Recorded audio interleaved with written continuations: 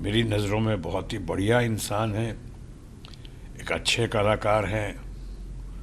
मिठुन चक्रवर्ती काफ़ी सीनियर हैं, उन्होंने बहुत मैच्योरिटी भी हासिल की है और उनको जो अवार्ड मिला है दादा साहब फाल्के अवार्ड, जिसको सिनेमा उद्योग का या फिल्म इंडस्ट्री का सबसे बड़ा अवार्ड माना जाता है, वो खुशी की बात है, वो बहुत ही अच्छी बात है। हालांकि यह अवार्ड है फिल्म इंडस्ट्री में बहुत सारे लोगों को मिला है, उसके पहले भी कई बहुत डिज़र्विंग लोगों को भी मिला है, जैसे वहीदा रहमान जी हैं, आशा पारिक हैं, इंस्टीट्यूशन कॉल दिलीप कुमार हैं, मनोज कुमार जी हैं, वो मनोज कुमार के अलावा डॉक्टर राजकुमार हैं, कन्नड़ा इंडस्ट्री के। साउथ से भी कुछ अच्छे अच्छे लोगों को मिला है, बढ़िया लोगों को मिला है। आज बंगाल से और बंगाली इंडस्ट्री का बहुत उभरता हुआ नहीं, बहुत चमकता हुआ सितारा मिठुन चक्रवर्ती, जो हमारे दोस्त भी रहे, करीबी भी रहे, हमने बहुत सारी फिल्मों में काम भी किया है, और उनको आज ये अवार्ड का मिलना हम सबों के लिए बड़ी खुशी की बात है। अच्छा लगा। और मिठुन चक्रवर्ती के बारे में तो कह सकता हूँ कि अगर ये कहा जाए तो अतिशयोक्ति नहीं होगी कि होनहार वीरवान के हो चिकने पात। उन्होंने शुरू में ही जो फिल्में की थी, जिसमें मृणाल सेन की फिल्म थी मृग्या, बहुत अच्छा काम किया था या बहुत अच्छा काम करवाया गया था उनसे। मृणाल सेन तो देश के चंद लोगों में से हैं फिल्म उद्योग में, ख़ासकर जैसे इंस्टीट्यूशन कॉल्ड सत्यजीत रे हैं, जिनको पहले ऐसे इंसान हैं पूरे भारतवर्ष में, सत्यजीत रे, जिनको भारत रत्न भी मिला है और ऑस्कर अवार्ड भी मिला है। ऐसा कोई दूसरा व्यक्ति नहीं है। उसी तरह से बंगाल से बहुत बड़े, बहुत ही बढ़िया कलाकार सौमित्र चटर्जी जी को भी मिला है ये अवार्ड, दादा साहब फाल्के अवार्ड। मैं समझता हूँ उसके बाद ये आज मिठुन चक्रवर्ती को अवार्ड मिलना हमारे लिए, बंगाल के लिए, बंगाल फिल्म इंडस्ट्री के लिए, और सबसे ज़्यादा मैं कहूँगा भारतीय फिल्म उद्योग के लिए बहुत गर्व और गौरव का विषय है, और हम बहुत बधाई देते हैं। हाँ, कुछ लोग कह सकते हैं कि शायद पॉलिटिकल रीज़न से भी दिया हो या दिया गया हो, लेकिन मैं उन बातों पे ज़्यादा रोशनी नहीं डालना चाहूँगा कि कुछ कह सकते हैं लोग कि चूँकि उन्होंने रूलिंग पार्टी का बहुत प्रचार किया, ऐसे करवाया गया, ये भी एक कारण हो सकता है, मैं नहीं कह रहा हूँ। लोग कहते हैं, कुछ पहले सुनता था मैं, उसी तरह कोई और भी ऐसा अवार्ड मिला उनको जिसको लोगों ने राजनीति से जोड़ा, उनके प्रचार और प्रसार से जोड़ा, ये पॉलिटिक्स में, पॉलिटिकल पार्टीज़ के लिए। लेकिन मैं कहूँगा मिठुन चक्रवर्ती होनहार हैं, टैलेंटेड हैं, मैच्योर्ड हैं, एक्सपीरियंस्ड हैं, बहुत अच्छे कलाकार हैं, और उनके अंदर बहुत अच्छे, उनकी गहराई है कला की। सो इनकी वजह से मेरी नज़रों में तो मैं यही मानकर चलूँगा कि उनको इन सब कारणों से अवार्ड दिया गया है। और अभी उम्मीद करता हूँ कि जो अवार्ड देते हैं, जो सिलेक्शन कमेटी है, जो सेलेक्ट कमेटी है, वो थोड़ा इन पे भी गौर करेगी कि अभी भी फिल्म इंडस्ट्री में ऐसे नगीने हैं, नग हैं, जिनको इन चीज़ों से अभी तक अछूता रखा गया है। मैं अपनी बात नहीं कर रहा हूँ, लेकिन ज़रूर मैं जैसे धर्मेंद्र जी की बात कर रहा हूँ। आज तक धर्मेंद्र जैसा बड़ा स्टार, या कई बार तो लोगों ने कहा कि दुनिया में शायद सबसे खूबसूरत और सबसे अच्छे हैंडसम कलाकारों में से एक, हैंडसम डीड के साथ जो धर्मेंद्र ने कितनी पीढ़ियों का बड़े भाई समान है धर्मेंद्र, वो हैं। बहुत सारे और भी लोग हैं, अभी नाम गिनाने की आवश्यकता नहीं क्योंकि बधाई की घड़ी है, लेकिन मैं ये चाहूँगा कि वो लोग इसका भी ख्याल रखें, ध्यान रखें, यहाँ से भी, साउथ इंडस्ट्री से भी, कन्नड़ इंडस्ट्री से भी, तेलुगु इंडस्ट्री से भी बहुत सारे ऐसे नग और नगीने हैं जिन पे ध्यान देना बहुत ज़रूरी है। अच्छा रहेगा समाज के लिए, देश के लिए, और विशेषकर हमारे फिल्म उद्योग के लिए। पुनः मैं फिल्म उद्योग की तरफ से एक कलाकार और सीनियर कलाकार होने के नाते, मिठुन चक्रवर्ती का दोस्त होने के नाते, उनका वेलविशर होने के नाते मैं मिठुन चक्रवर्ती को बहुत बहुत बधाई देता हूँ, और उनके परिवार को, उनके समर्थकों को, उनके प्रशंसकों को, उनके चाहने वालों को, उनके फैंस को बहुत बहुत बहुत ही मुबारकबाद देता हूँ। दादा साहब फाल्के की इस अवार्ड के लिए बहुत बहुत मुबारकबाद और बधाई। धन्यवाद। एक चर्चा में बयान है मल्लिकार्जुन खड़गे का, उन्होंने कहा कि मैं जब तक मोदी को हटा नहीं लूँगा मरूंगा नहीं। अमित शाह का ट्वीट आया है कि ये दिखलाता है कि कांग्रेसी के मन में कितनी नफरत है पीएम मोदी के लिए। अब ये तो राजनीतिक बातें हैं, मैं इन पे कुछ नहीं बोलूँगा। अभी प्रचार की घड़ी है, अभी चुनाव की घड़ी है, तरह तरह की बातें हो रही हैं, तरह तरह की बातें की जा रही हैं। मैं अमित शाह जी जो माननीय गृह मंत्री हैं देश के, वह कद्दावर नेता हैं, और ख़ासकर वो बहुत लोग तो उनको चाणक्य भी मानते हैं। आज का चाणक्य, जैसे देश में अगर कोई सबसे बड़ा चाणक्य मानता है तो शरद पवार को मानता है, लेकिन इनको भी बहुत लोग बहुत चाणक्य मानते हैं। अब इस समय इन्होंने कहा है, लेकिन दोनों ने, मैं कहूँगा, अपनी भाषा की मर्यादा का ख्याल रखते हुए बात की है। सो इनके पॉलिटिकल लोग मैच्योर लोग हैं, बड़े लोग हैं और काफ़ी सीनियर लोग हैं, और इनके इलेक्शन की घड़ी में कही हुई बातों पे मैं विशेष ध्यान नहीं देना चाहूँगा। चर्चा में भी है कि निर्मला सीतारमण को जो FIR करने की परमिशन बेंगलुरु कोर्ट ने दी है, काफ़ी हंगामा हो रहा है। सुप्रिया सुले बता रही हैं कि जो कमिंग सेशन है हम लोग इस मामले को उठाएंगे। ठीक है, सुप्रिया सुले बहुत ही काबिल महिला हैं, बहुत अच्छी हैं, और विरासत में राजनीति मिली है उनको। उसके साथ साथ बहुत उन्होंने तजुर्बा हासिल किया है, और मैं कहूँगा बहुत ही कामयाब महिलाओं की श्रेणी में आती हैं। बहुत ही वुमेन एम्पावरमेंट के दौर पे एक वुमेन एम्पावरमेंट की वो जीती जागती मिसाल है, मशाल है और मिसाल भी हैं। तो फिर मैं कहूँगा कि उन्होंने जो कहा है उन पे गौर करना चाहिए। और ये पॉलिटिक्स में जो आप कुछ करते हैं तो सही दिखता है आपको, जब सामने या विपक्ष या विरोधी लोग करते हैं तो आपको गलत दिखता है। ये कैसे होगा? मैं तो शुरू से कहता हूँ, what is right for Peter should be right for Paul. और जो पीटर के लिए सही है तो फिर पॉल के लिए भी सही होना चाहिए। सो मैं इतना कह के ही अपनी बात पे भी विराम देना चाहूँगा। और दूसरी तरफ एक चीज़ और कह दूँ, जो यहाँ भी बहुत हंगामा चल रहा है और लोग पूछ रहे हैं, और आपने भी शायद पूछा था मुझसे, ये लड्डू की जो कंट्रोवर्सी हो रही है। मेरा शुरू से मानना रहा कि ये लड्डू की कंट्रोवर्सी शायद जानबूझकर सामने लाया गया कुछ इशू से, मुद्दों से ध्यान भटकाने के लिए। ये ना इसका कोई सबूत मिला अभी तक। हैदराबाद में इतनी बड़ी लेबोरेटरी है, वहाँ पे नहीं भेज के इसको आपने चेकिंग के लिए आपने अहमदाबाद गुजरात की लेबोरेटरी में भेजा। मैं गुजरात की लेबोरेटरी पे कोई टीका टिप्पणी नहीं कर रहा हूँ लैब पे, लेकिन मैं कह रहा हूँ ऑलरेडी है वहाँ पे, कोई चश्मदीद गवाह नहीं मिला है, कोई आपके पास एविडेंस नहीं है। आज देखिए जो मैं कह रहा हूँ, वो सुप्रीम कोर्ट ने भी वही कहा है कि ये देश की भावनाओं को, जनता की भावनाओं को, भक्तों की भावनाओं को इस तरह से भड़काने का इस वक्त क्या उद्देश्य है।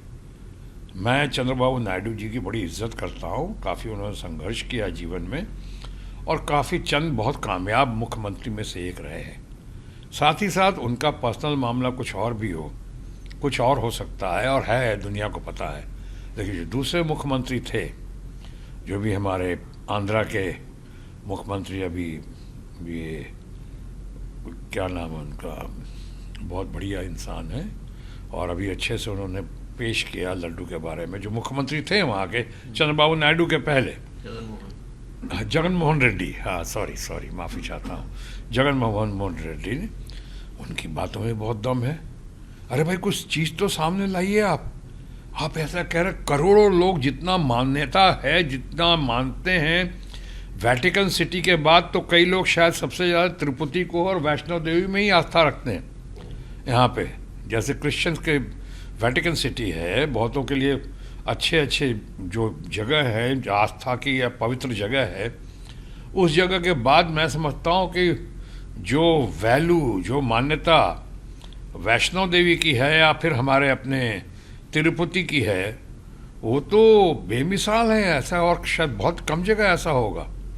और वहाँ जैसे वहाँ के प्रसाद को मैंने देखा है, जब आता है तो कई लोग तो अपने जूते वूते निकाल कर आराम से नहाने के बाद पहला प्रसाद ग्रहण करते हैं, तो वही ग्रहण करते हैं कि उसे नहा वहा के तैयार हो, क्योंकि तिरुपति बालाजी का प्रसाद है या फिर वैष्णो देवी का प्रसाद, ऐसे और भी कई जगह है।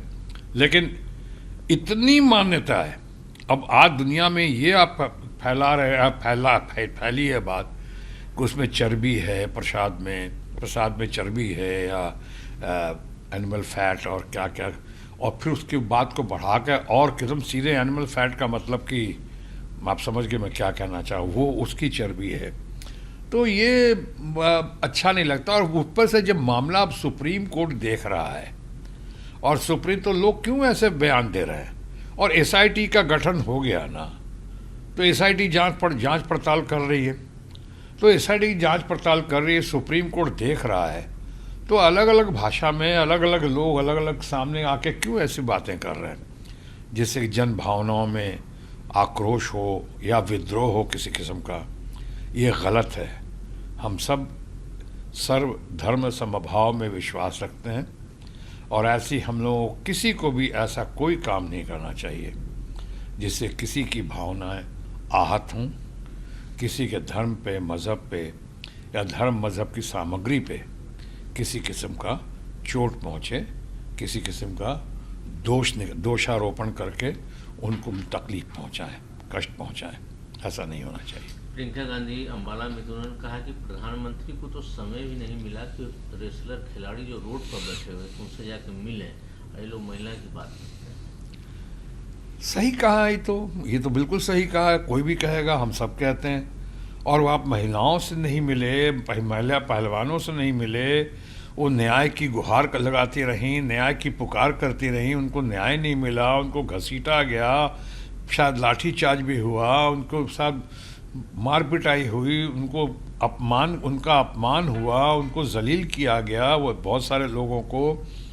और उसके बाद उनको आप किसी किस्म का, चूँकि आपके सामने चुनाव था, तो आप ये आज भी माननीय प्रधानमंत्री हमारे मित्र भी हैं, सोसाइटी के मित्र हैं, लेकिन माननीय प्रधानमंत्री जो हैं आज भी जाके क्या क्या बातें कर रहे हैं चुनाव की घड़ी में।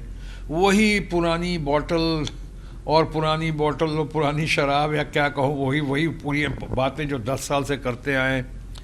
ना रोज़गार पे बात करते हैं, ना अग्निवीर पे बात करते हैं, ना इन्फ्लेशन पे बात करते हैं, ना महंगाई पे बात करते हैं। आज लोगों की इतनी हताशा है, निराशा है, उनका निराशा का, हताशा का समाधान कैसे करेंगे। मैं संपूर्ण सम्मान के साथ कह रहा हूँ, क्योंकि मैं अपने माननीय प्रधानमंत्री के बारे में बात कर रहा हूँ। अभी उनको समाधान बताना चाहिए, उनको रास्ते दिखाने चाहिए, मार्गदर्शन सही मायनों में करना चाहिए। इससे पहले कोई कहे कि उनको मार्गदर्शक मंडल में चला जाना चाहिए, उसके पहले उनको मार्गदर्शन करना चाहिए। अब रोज़ वही घिसी पिटी बातें, शब्दों की लफ्ज़ों की लफाजी, और बस शब्दों का उधेड़ बुन लगा के इधर उधर ये करके हम ये करेंगे, हम वादा।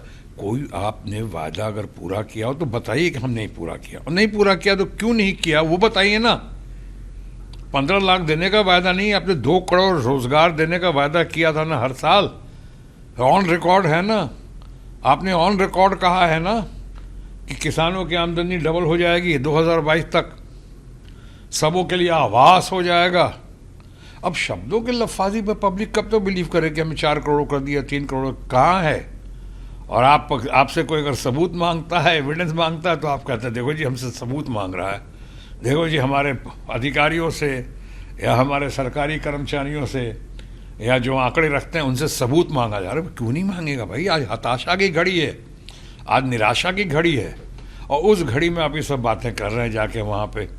आप कुछ जो बात आप कहते हैं समय नहीं मिला उनसे मिलने का, उन लोगों ने जो कहा ठीक कहा, बट वहीं की बात क्यों? ये भी तो आज बता देना आप कि आप आज तक मणिपुर क्यों नहीं गए। मणिपुर जल रहा था, मणिपुर आज भी जल रहा है। मणिपुर में इतना अत्याचार, दुराचार, बलात्कार, क्या क्या नहीं हुआ मणिपुर में। कैसी मणिपुर की चित्कार जो दुनिया के कानों तक पहुंच गई, आपके कानों तक नहीं पहुंची। माननीय प्रधानमंत्री जी, आप देश के प्रधानमंत्री हैं, हम सब आपका सम्मान करते हैं प्रधानमंत्री के तौर पे, तो ये आपका कर्तव्य बनता है कि आप कम से कम अगर नहीं गए हैं जिन कारणों से, तो उन कारणों को लोगों के सामने रखिए। सिर्फ काम का होना ही ज़रूरी नहीं है, बल्कि काम का होता हुआ दिखना भी उतना ही महत्व रखता है। तो आप बताइए ना सही कि क्यों नहीं गए हैं आप, आज तक नहीं गए। आप 75 मिनट भाषण देते हैं पार्लियामेंट के अंदर में, और 2.5 मिनट से ज़्यादा नहीं बोल पाते मणिपुर में, वो भी घुमा घुमा के। तो ये सब इसका तो इसी का जवाब देने के लिए चुनाव की घड़ी आती है ना। हरियाणा के लोग आज सेना में नहीं है क्या, भरे हुए हैं। हरियाणा के लोग आज पहलवानों महिलाओं की जिक्र किया, 2 करोड़ की आबादी है, और साहब उसमें से 50, 60, 70% से ज़्यादा मेडल तो वहाँ आते हैं, हरियाणा के लोगों को आते हैं। हरियाणा के लोगों में बहुत जान है, बहुत शक्ति है, बहुत दमदार लोग हैं। उनके साथ, किसानों के साथ जुल्म क्यों हुआ? वहीं के किसान जो आपका पेट भरते हैं पूरे हिंदुस्तान का, उनके लिए आपने रास्तों पे कीलें क्यों ठोक दी? उनको आपने क्यों साल भर से ज़्यादा वहाँ बैठा दिया? तथाकथित काले कानून लाए और बाद में वो काले कानून आपको विड्रॉ करना ही पड़ा। वो आज तक आप कन्विंसिंग आंसर, ये तपस्या में कमी आ गई, ये कहने से काम नहीं चलेगा ना। आपको कहना पड़ेगा कैसी तपस्या थी आपकी, जिसमें 750 या 700, 800 हमारे किसान परिवार के लोग शहीद हो गए। वो तपस्या में कमी आ गई, इसके बदले इतनी कीमत चुकानी पड़ेगी। और फिर आप उन्हीं किसानों के सामने जा रहे हैं और फिर कह रहे हैं कि एमएसपी की। अरे अब नहीं किया ना आपने, नहीं किया। हमारे माननीय गृह मंत्री तो पूछते हैं, बताइए आज के दिन चुनाव की घड़ी में जो भी हो, विपक्ष का नेता हमारा लीडर ऑफ ऑपोजिशन है, मैं इसलिए बोल रहा हूँ राहुल गांधी के बारे में, क्या ये इतना पॉपुलर हो गया है, इतना पॉपुलर है। मेरा ख्याल है कि शायद पिछले सालों में इतना पॉपुलर, इतना डैशिंग, इतना डायनेमिक कोई लीडर ऑफ ऑपोजिशन नहीं हुआ होगा जितने हुए हैं राहुल गांधी। क्या बात कर रहे हैं, उनके सामने अच्छे अच्छे माननीय टिक नहीं पा रहे हैं, पार्लियामेंट में फेस नहीं कर पा रहे हैं, उनसे नजरें नहीं मिला पा रहे हैं लोग। और वो आदमी यात्रा करके, संपूर्ण यात्रा करके, भारत की क्रांतिमय यात्रा करके जो क्रांति पैदा की, और आज फिर हरियाणा में अपनी यात्रा शुरू कर रहे हैं 3 दिन की। इसको कहते हैं last nail in the coffin of ruling party. यानी जिस तरह कहें कि जिस तरह से 1 to 1 कनेक्ट करके वो बात कर रहे हैं अमेरिका के, और अमेरिका में बदहाल जो हमारे नौकरी की तलाश में दर दर भटकते हुए कई मुल्कों से जाते हुए, कजाकिस्तान हो कि टर्की हो, कैसे कैसे पनामा हो, वहाँ से पहुँचते हैं लोग अमेरिका, उनका जो दर्द बता रहे हैं वो एक एक आदमी सुन रहा है, समझ रहा है, एक एक आदमी आइडेंटिफाई कर रहा है। 1 on 1, 1 to 1 जो कनेक्ट कर रहा है, वैसा लीडर ऑफ अपोजिशन। और उसके बारे में आप क्या कह जाते हैं माननीय गृह मंत्री जी? अच्छे आदमी हैं, चाणक्य हैं, हम जिनको बहुत लोग चाणक्य मानते हो। क्या कहते हैं, क्या एमएसपी की राहुल गांधी को फुल फॉर्म भी पता है? अब बताइए, ये आप कहेंगे और लीडर ऑफ अपोजिशन के बारे में, आपके बारे में कहीं कुछ कोई ऐसा बोल दो, कैसा लगेगा? बुरा लगेगा ना आपको। उनके भी जो चाहने, हम इसलिए कह रहे हैं कि हमारे जो भी कांग्रेस पार्टी के हैं, मैं ममता जी के नेतृत्व में बहुत दमखम के साथ ममता जी का सिपाही या सिपा सालार बनकर आज तृणमूल कांग्रेस में हूँ, और मैं हूँ सही जगह पे, सही दिशा में, और साथ चलने के लिए, साथ निभाने के लिए ममता जी का। लेकिन इतना तो मान के चलता हूँ कि राहुल गांधी हमारे लीडर ऑफ ऑपोजिशन हैं, इंडिया ब्लॉक के लीडर ऑफ ऑपोजिशन। और उनके बारे में ये कहना कि उनको एमएसपी का फुल फॉर्म पता है, अरे महाराज, एक तो आप करते नहीं हो, एक तो शब्दों के लफ्फाजी पे आप लोग चलते हो, बातों को कहाँ से कहाँ बढ़ा रहे हो। आपको तो उनसे भी कहूँगा, माननीय गृह मंत्री से भी, बाकी लोगों से, भाषा के मामले में या बोलने के मामले में कुछ तीखी बात भी करनी हो तो, और नहीं तो कम से कम आपके पास एक यंग युवा चेहरा है और बड़ा बढ़िया परिवार से विरासत मिली है उसको राजनीति, और आज बहुत ही अच्छा सीख गया है, बहुत ही अच्छा कर रहा है। मैं चिराग पासवान की बात कर, उसी से सीख लो। कम से कम उसने भी देखा है चिराग पासवान के अंदर एक संस्कार है, एक राजनीतिक सूझबूझ है, एक शब्दों का चयन और भाषा के मर्यादा का विशेष ध्यान रखता है वो इंसान, और कितना बढ़िया से वो अपनी बातों को पेश करता है। तीखी भी हो तो उसको बुलेट लगाकर बात नहीं करता है, बुलेट ट्रेन की तरह बात नहीं करता, बहुत अच्छे से संभाल कर बात करता है। उसी से सीखो कैसे बोलना चाहिए। आपके पास और बहुत सारे लोग हैं, उनसे सीखिए। आप सिर्फ चिराग पासवान को मैंने उदाहरण दिया। तो इस तरह की बातें कर जाते हैं तो आप जो है सिर्फ राहुल गांधी को या लीडर ऑफ द ऑपोजिशन को ही आप चोट नहीं पहुंचा रहे हो। पता नहीं, राहुल गांधी को तो खैर चोट भी नहीं लगी, उन्होंने तो शायद परवाह भी नहीं की होगी, लेकिन आप उनके चाहने वालों को, उनके समर्थकों को, आज देश में जो लोग इंडिया ब्लॉक की तरफ देख रहे हैं, इंडिया ब्लॉक के जो साथ हैं, उनको भी लगता हो कि क्या कह रहे हैं माननीय गृह मंत्री, कह रहे हैं कि एमएसपी का फुल फॉर्म पता है क्या राहुल गांधी को। आज जो उनको पता है राहुल गांधी को, और राहुल इंडिया ब्लॉक के लोगों को जो पता है, और जिस तरह से वो लोग बढ़ रहे हैं और देश को आगे बढ़ाने के लिए गतिशील हैं, प्रयत्नशील हैं, मैं समझता हूँ आज के दिन रूलिंग पार्टी में ऐसा एक भी नहीं है। अमित शाह की अपने बात में उन्होंने कहा है कि वक्फ बोर्ड कानून में बहुत समस्याएं थी, कमिंग विंटर सेशन में हम लोग इसको इम्प्रूव करेंगे और बहुत काम करेंगे। वक्फ बोर्ड का मामला थमता नहीं लग रहा है। देखिए, मैं तो इस पर ज़्यादा नहीं कहूँगा, अभी मामला आ ही रहा है पार्लियामेंट में, लेकिन मैं ये कहूँगा कि राहुल गांधी को ही कोट करता हूँ। उन्होंने कहा था हमारा विपक्ष है इंडिया ब्लॉक का, अब तो जो हम लोग चाहेंगे वो सरकार करेगी, यानी जो देश की जनता चाहेगी उसको हम लोग इतने अच्छे से पेश करेंगे कि आपको करना होगा। कई बिल तो वापस हुए भी हैं और कई बिल वापस होने के कगार में। इवन वक्फ बोर्ड का जो है ये भी कमेटी में भेजा गया है, कैसे भेजा गया पता है। तो इतना आसान नहीं है, बहुत कठिन है डगर पनघट की। ये जो असेंबली का ये पार्लियामेंट सेशन जो इस बार होगा, विंटर सेशन, ये बहुत ही फैसलादायक भी हो सकता है, बहुत निर्णायक भी हो सकता है। ये सेशन जो है भले विंटर सेशन नाम है, लेकिन बहुत गर्म होगा, बहुत गर्मी होगी इस सेशन में और बहुत ही सरगर्मी होगी।